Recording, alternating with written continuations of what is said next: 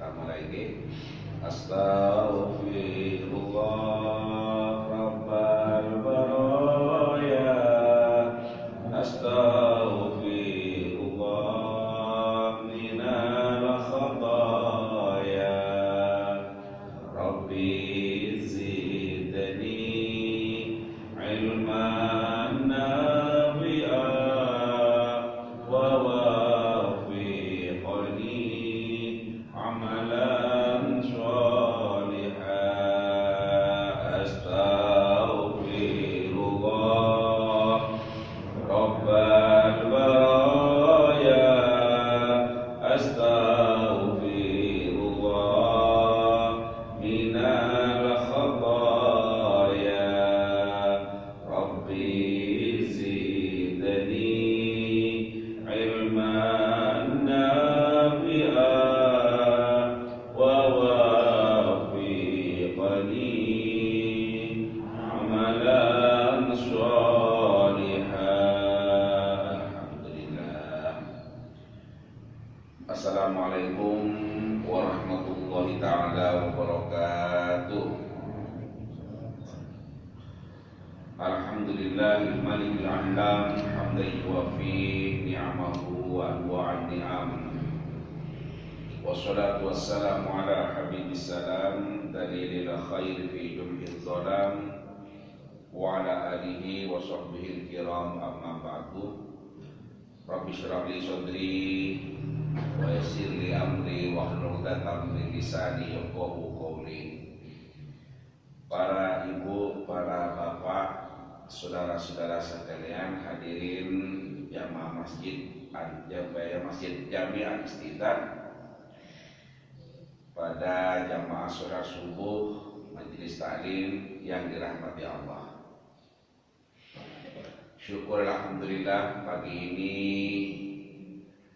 kita masih mendapatkan nikmat dari Allah berupa kesempatan, kemampuan, kemauan untuk bisa hadir ke majelis taklim ini untuk menimba ilmu Allah melalui kajian-kajian hadis ini. Semoga kehadiran kita ini dicatat oleh Allah sebagai amal soleh dan memperoleh ilmu yang barokah dan manfaat. Amin Allahumma amin. Ibu bapak hadirin sekalian yang saya hormati, mari kita lanjutkan. Hadis ini masih tetap dalam riwayat Abu Hurairah. Bismillahirrahmanirrahim. Wa anhu, dan darinya. Yang dimaksud adalah kembali kepada hadis yang sebelumnya. Yang sebelumnya adalah diriwayatkan oleh Abu Hurairah. Berarti wa anhu ini adalah dan dari Abu Hurairah radhiyallahu anhu, semoga Allah ridha kepadanya, anna rajulan qala, sesungguhnya seorang laki-laki berkata, ya Rasulullah, wahai Rasulullah, innali qarabatan, sesungguhnya saya mempunyai beberapa orang kerabat,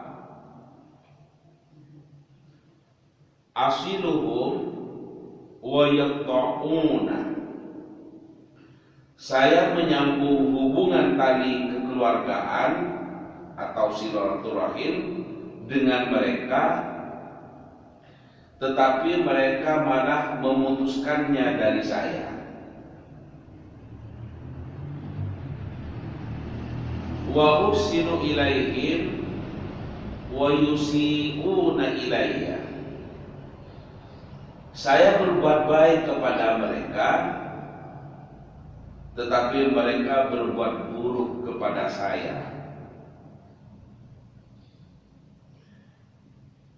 Wa aqlumu anhum wa yajhaluna alayya,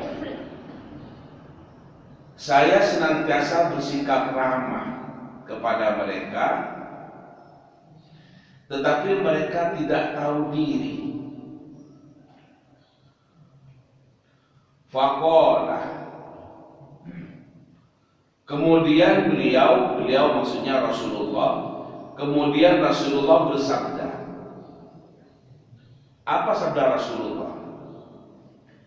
La in kunta kama qulta, seandainya benar apa yang kamu katakan itu, faka'annama tusifuhumul mallah, maka mereka itu seperti meminum abu panas. Wala yazalu ma'aka minallahi dhahirun alaihim ma dumta ala dzalika, dan Allah senantiasa memberi pertolongan kepadamu karena perbuatan mereka, ma dumta ala dzalika, jika kamu tetap berbuat demikian itu. Rawahu Muslim, diriwayatkan hadis ini oleh Imam Muslim. Ibu bapak hadirin sekalian yang saya hormati, hadis ini adalah memberikan penjelasan tentang sebuah kisah, bahwa satu ketika ada seseorang yang matur kepada Rasulullah, ya Rasulullah, wahai Rasulullah, sesungguhnya saya ini memiliki beberapa kerabat, famili, keluarga. Kerabat itu maksudnya keluarga dekat.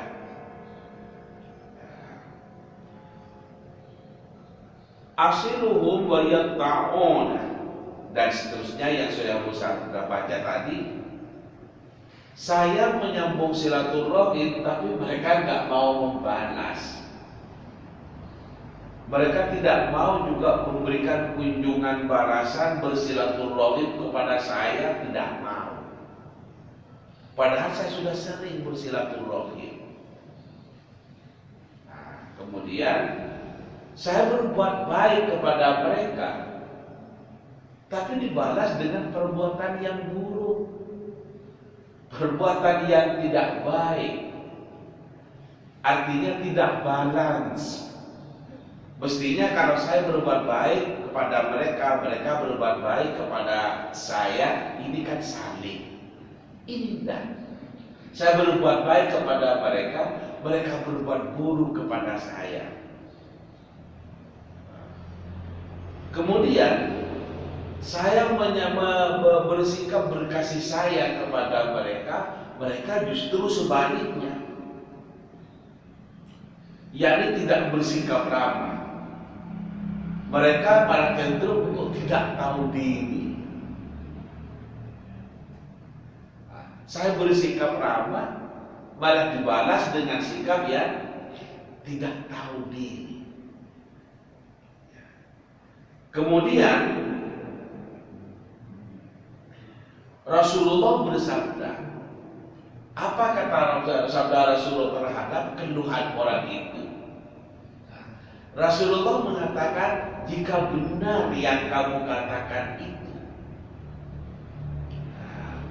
maka sesungguhnya orang itu sama dengan minum abu panas. Artinya apa?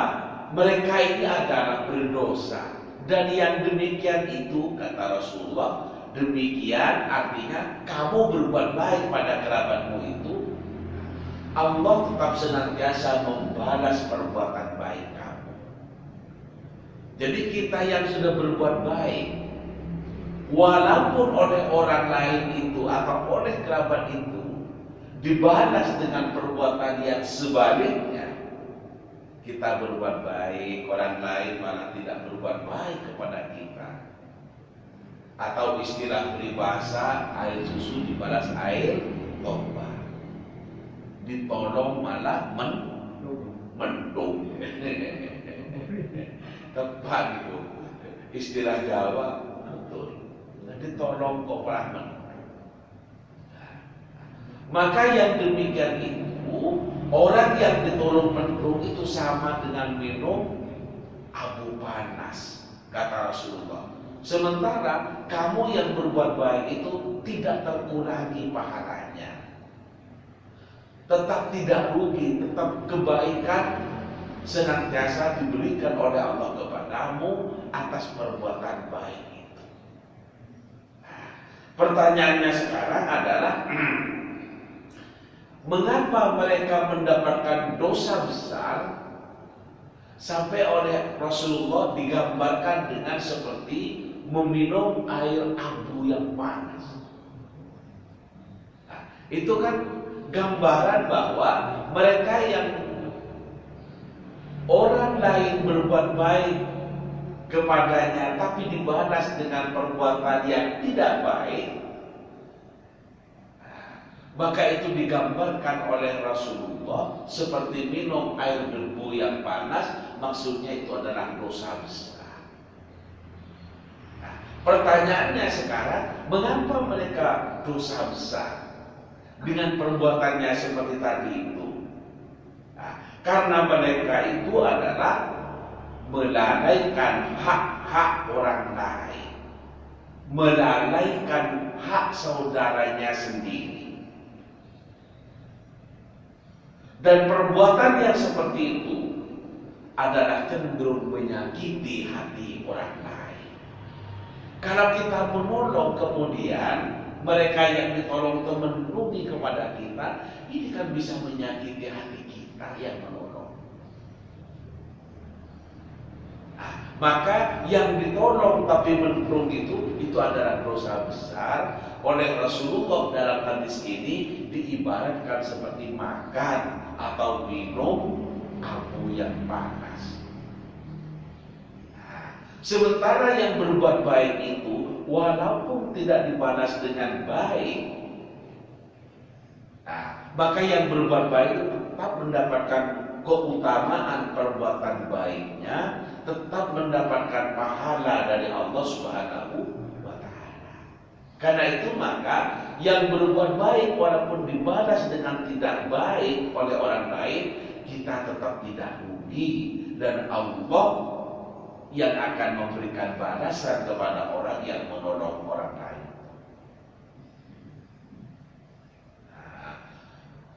Wallahu fi aunil abdi ma kana al-abdu fi auni akhihi, kata Rasulullah.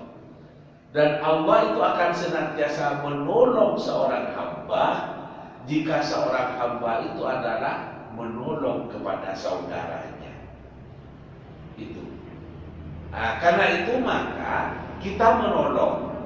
Setiap kita menolong, jangan mengharapkan balasan dari orang yang kita tolong. Karena bisa jadi orang yang kita tolong itu malah mendung.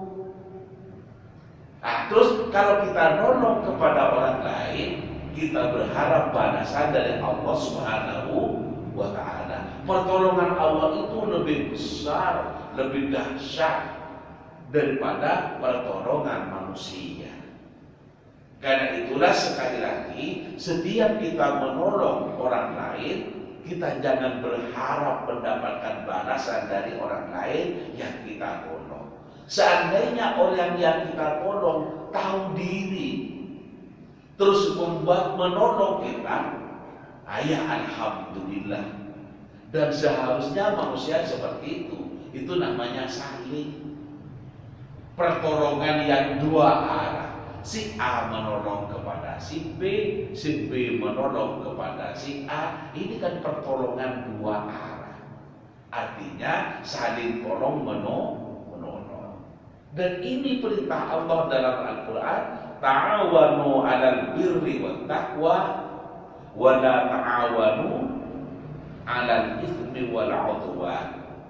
Kata Allah dalam Al-Quran surah itu, tolong menolonglah kamu alal birri wat taqwa, dalam perbuatan baik dan dalam takwa.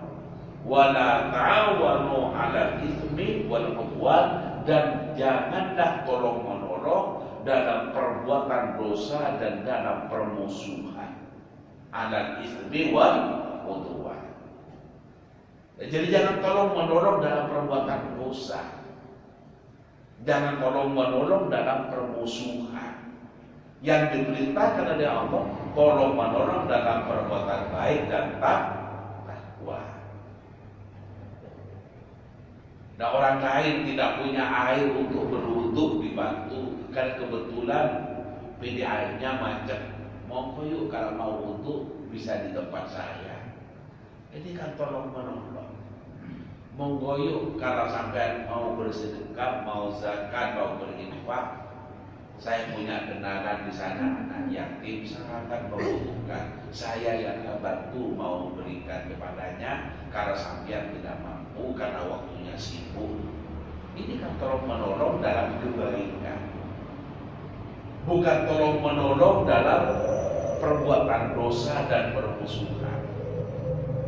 Ada orang lain mau selingkuh, Ustaz kado makono kamar kain jari. Ada difasilitasi, hancur. Sama hancur. Kapan diberi tempat? Suwun yune, suwun. Saya kalau di rumah, mbakmu itu dulu ngamuk terus. Ustaz jadu aku ae. Kapopo aman aman. Cewek nake. Mari masuk kamar dikain kopi, masa Allah. Tolong menolong dalam perbuatan dosa. Enggak boleh. Nah, itu firman Allah, wala ta'awalu 'alal itsmi wal 'udwan, dan janganlah tolong menolong dalam perbuatan dosa dan dalam permusuhan. Ada tetangganya tegang dengan tetangga yang lain. Iyo jadi wong iku gak tau genah. Aku rubian terus didendam bertambahin, tambah bongkel, tambah menjadi permusuhannya. Yang satunya gak mau kok. Biar kono anak cari kos ke rumah saya. Terus diomong aku sini ini, terus siapa? Sampai loh. Wong itu si mau kos itu gagal, jadi wong itu irian. Terus Masya Allah, semakin menjadi-jadi permusuhannya. Nah ini wong yang mau kok dipilih haram di pangeran.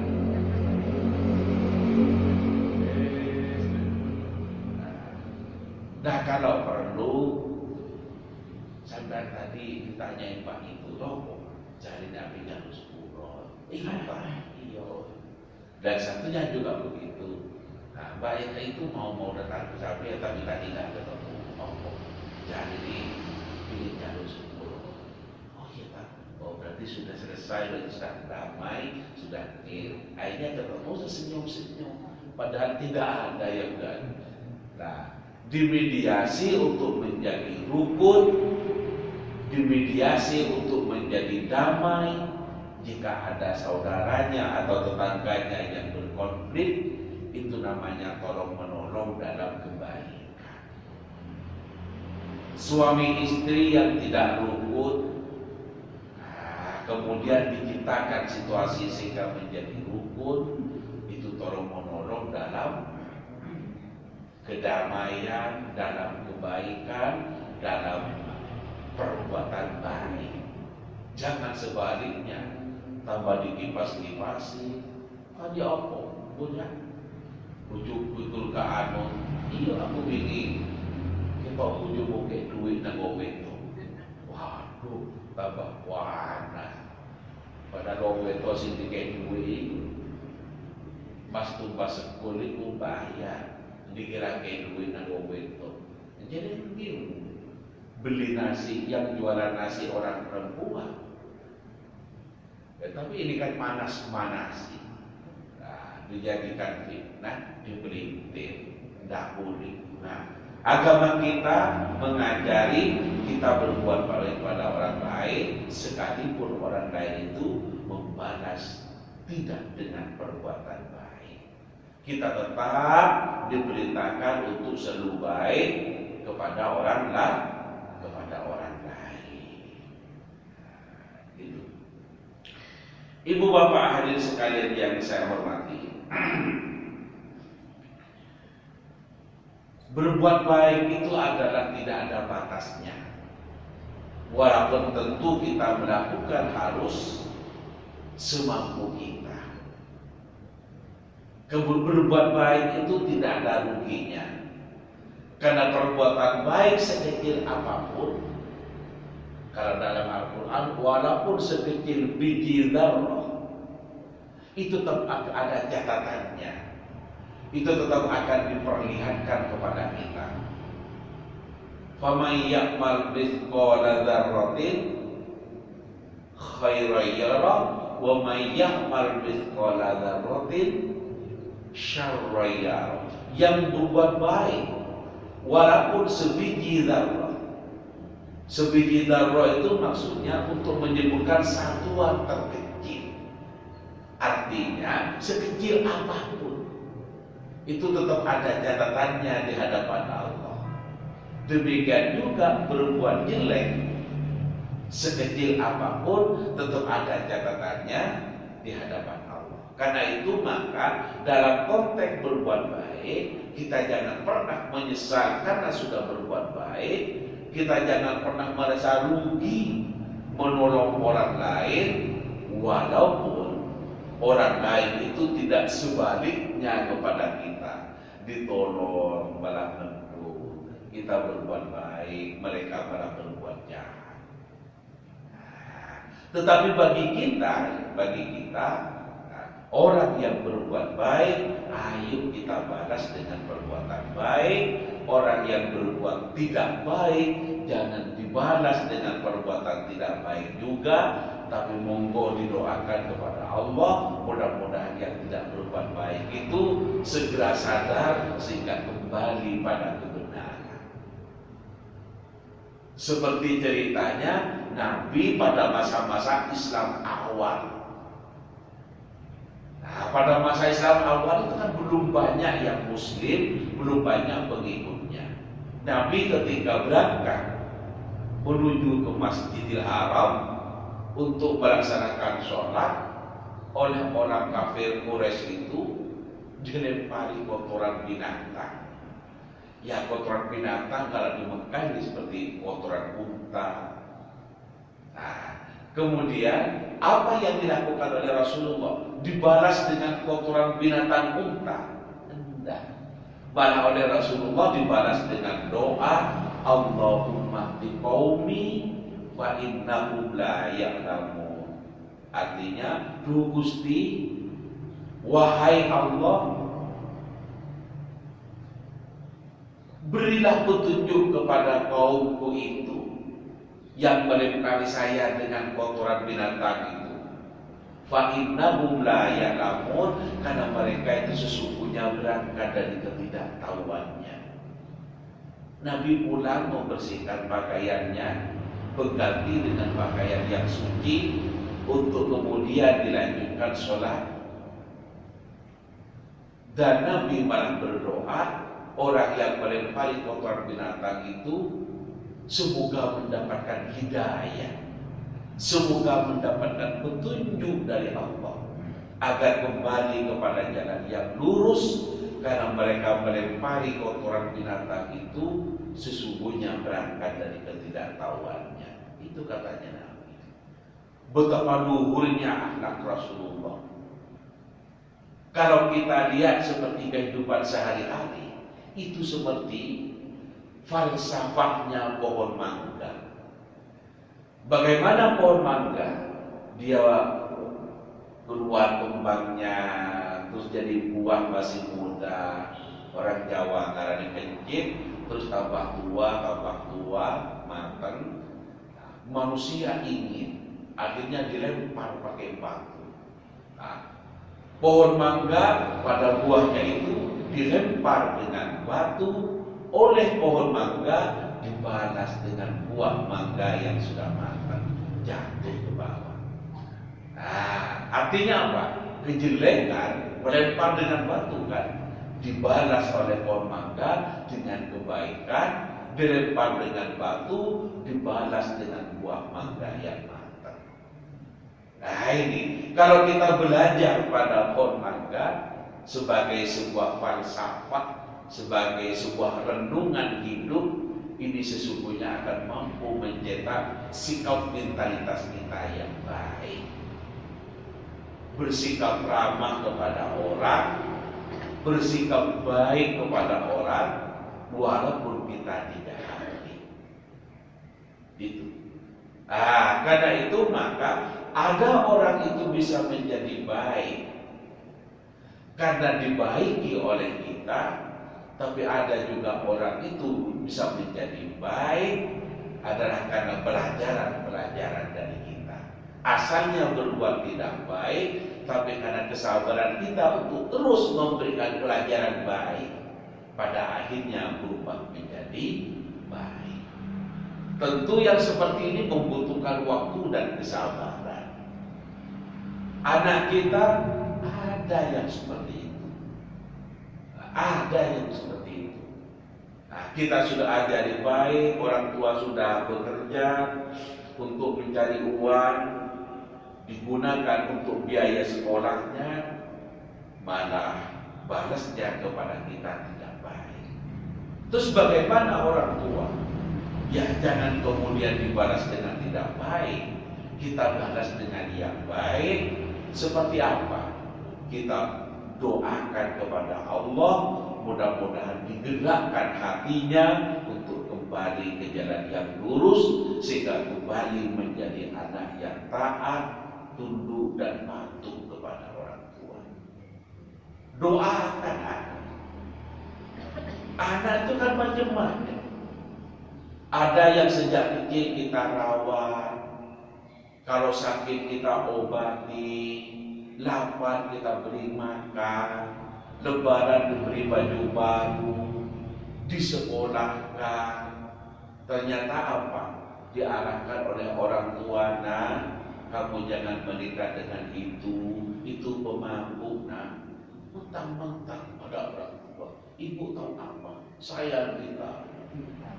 Ya Allah, ya kayak gitu, ayo kita doakan.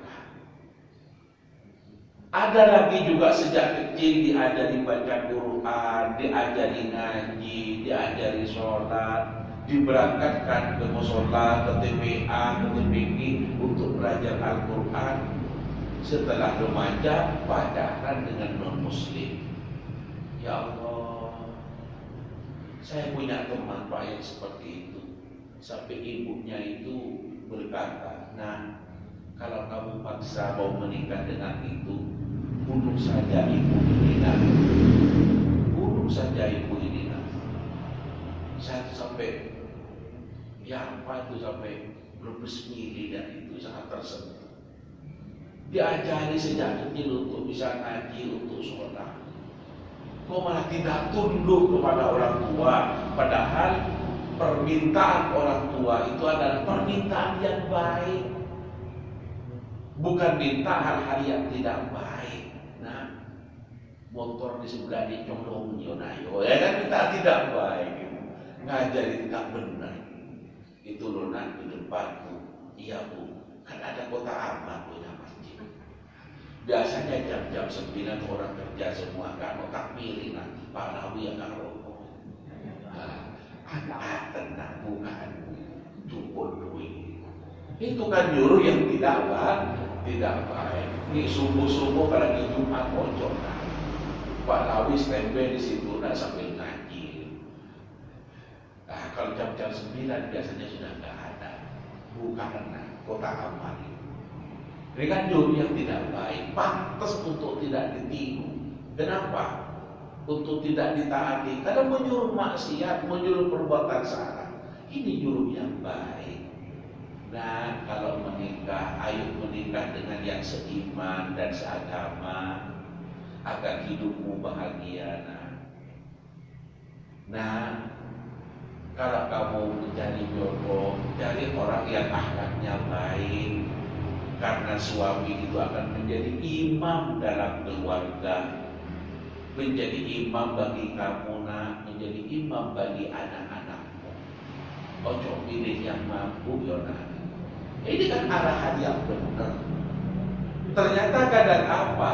Ada anak yang taat kepada seruan orang tua, ada juga yang tidak. Bagi yang tidak, yang namanya anak, ayo kita doakan. Mudah-mudahan digerakkan hatinya oleh Allah untuk kembali menuju ke jalan yang benar. Ayo, untuk menjadi tunduk, taat dan patuh kepada orang tua.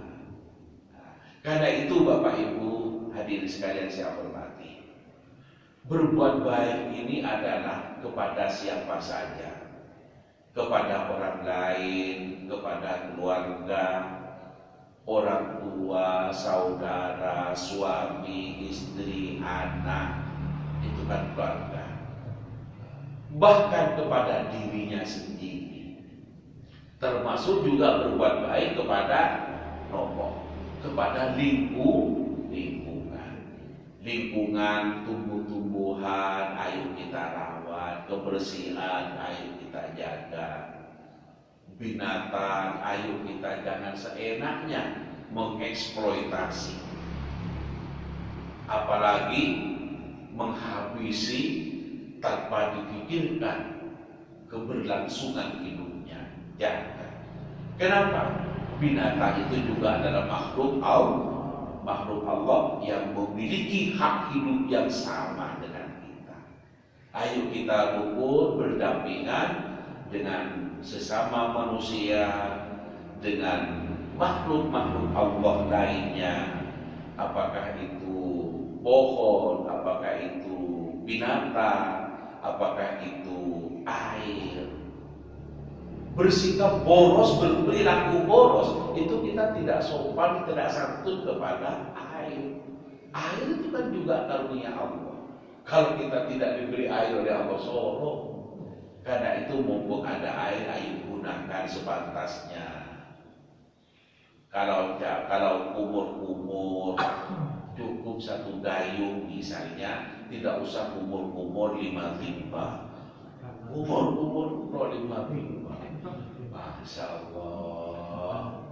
Cawe 1 bag cukup misalnya, cawenya 1 jeding.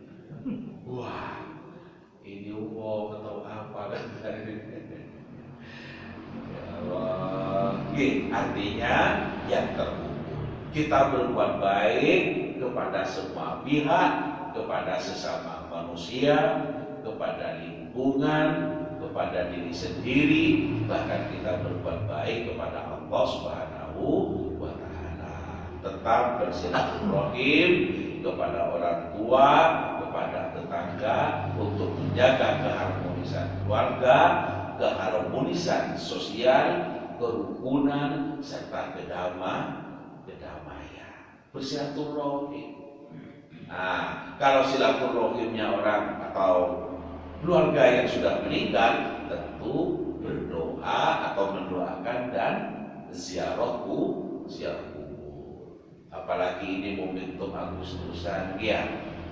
Nah, kita doakan ayo para syuhada, para pahlawan kita sudah berjuang yang sampai berkorban nyawa untuk kemerdekaan negeri ini. Ayo kita doakan mudah-mudahan mereka bahagia berada dalam barzakh, ditempatkan oleh Allah dalam derajat yang mulia, dijauhkan dari siksa kubur dan siksa neraka. Kita tinggal menikmati kemerdekaannya. Lihat Pak berita-berita di TV, di YouTube tentang Palestina yang tidak aman, ya Allah. Saya baca itu sekarang Pak, sudah lebih 40.000 manusia yang meninggal, baik dari kalangan sipil, anak-anak, orang tua maupun militer. Itu 40.000 itu bukan jumlah sedikit, Pak. Dan itu manusia. Kalau sudah situasinya tidak aman. Nah, negara kita ini sudah aman, ayo kita pelihara momentum hari ulang tahun kemerdekaan Republik Indonesia atau Putri yang ke-79 ini, ayo kita rayakan dengan bersyukur kepada Allah, doakan para syuhada. Nah, kita merdeka ini kan bahagia. Kemudian, apakah semua saudara kita bahagia? Oh, tak Ustaz, tidak semuanya bahagia. Nah, kalau memang demikian, ayo yang mereka masih membutuhkan kita bantu. Yang du'afa atau yang miskin, yang fakir, yang yatim piatu kita bantu. Nah, karena itu maka usulkan ke Pak RT, Pak RT, kita ini kan selalu merayakan kadang karaoke, kadang lomba bendung air, mindah bendera dan sebagainya. Bagaimana Pak RT kalau kita juga ditambah dengan peringatan Putri ini dengan cara memberi santunan kepada anak yatim? Wah, bagus. Nah, peringatan ulang tahun kemerdekaan itu kan kebahagiaan. Bagaimana dengan saudara kita yang tidak bahagia, yang tidak berkecukupan? Bagus menurut saya, dari sekian urunan yang diperoleh oleh Pak RT untuk peringatan Agustusan itu, sebagian untuk santunan anak yatim kan sehari. Nah, caranya yang sepuh-sepuh ini memberikan usulan. Ya apa di lingkungan kita ini perlu sing rondo itu, nah, tapi bukan rondo masih muda, rondo yang sudah sepuh ini maksudnya. Berikan santunan yang dipilih rondo-rondo si nong-nong. Nanti ini modus ini. Beri santunan kan bagus. Kalau di RT saya itu saya tarik urunan Agustusan, nyumbang orang-orang. Dibuat umpul-umpul, dibuat beli bambu untuk memeriahkan negeri kita merdeka. Akan lebih bagus juga kalau saudara kita yang tidak mampu diberi santunan pada acara peringatan hari Agustusan itu, hari kemerdekaan itu. Nonton ke? Seumpama belum mampu ya tidak apa-apa, siapa tahu tahun depan kan loh. Sekarang niatin. Ini hanya mampu ngasih anak yatim 2 Ustaz. Tidak apa-apa kalau anggarannya hanya segitu. Siapa tahu tahun depan banyak tertarik. Saya tertarik yang kemarin itu membantu yang miskin. Saya mau nyumbang yang 10.000. Alhamdulillah. Biar 10.000 kalau 30 orang jadi 300. Maka digerakkan, diusulkan oleh yang sepuh-sepuh ini. Rek, pojok karaokean tuh rek. Sing yatim-yatim yo santunan rek. Loh, ngoten ta? Ayo. Gimana? Kurang usulkan ke ketua panitia. Ketua panitia di Cacak Pulau. Ya, kan tahu baik. Dikit terlambat Pak Nawi. Tahun depan saja karena lombanya sudah ditentukan, anggarannya terbatas. Tahun ngajem mawon nggih. Oh iya, apa-apa. Ngoten nggih? Nggih. Bapak Ibu hadirin sekalian yang saya hormati, demikian ngaji kita yang bisa saya sampaikan pada kesempatan kali ini. Semoga ada barokah dan manfaatnya.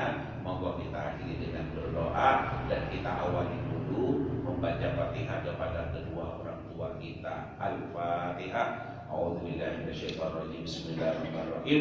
Alhamdulillahirabbil alamin arrahmanirrahim maliki yaumiddin iyyaka na'budu wa iyyaka nasta'in ihdinas siratal mustaqim siratal ladzina an'amta 'alaihim ghairil maghdubi 'alaihim waladdallin. Bismillahirrahmanirrahim. Alhamdulillahirabbil alamin hamdan na'imin hamdan syakirin hamdan yuwafi ni'amahu wa yukaffir. Rabbana lakal hamdu kama yanbaghi li jalalika al-karim wa 'azimi sultanika. Allahumma shalli 'ala sayyidina Muhammadin wa 'ala alihi wa sahbihi ajma'in. Walhamdulillahirabbil alamin. Allahumma awdina bil ilmi wa zayyinna bil hilmi wa aqdina bil taqwa wa jammilna bil afiyah wa tawaffana bi husnil khatimah. Allahumma yassir lana umurana wa la tu'assir 'alaina. Rabbana hab lana min azwajina wa dhurriyyatina qurrata a'yun waj'alna lil muttaqina imama. Allahumma inna nas'aluka ridha wal jannah wa na'udzubika min sakhatika wan nar wa adkhilna jannata ma'al abrar ya aziz ya ghaffar ya rabbal alamin rabbana atina fid dunya hasanah wa fil akhirati hasanah wa qina adzabannar subhana rabbika rabbil izzati amma yasifun wa salamun alal mursalin alhamdulillahi rabbil alamin amin. Hadanallahu wa iyyakum ajma'in ila siratal mustaqim. Assalamualaikum warahmatullahi wabarakatuh.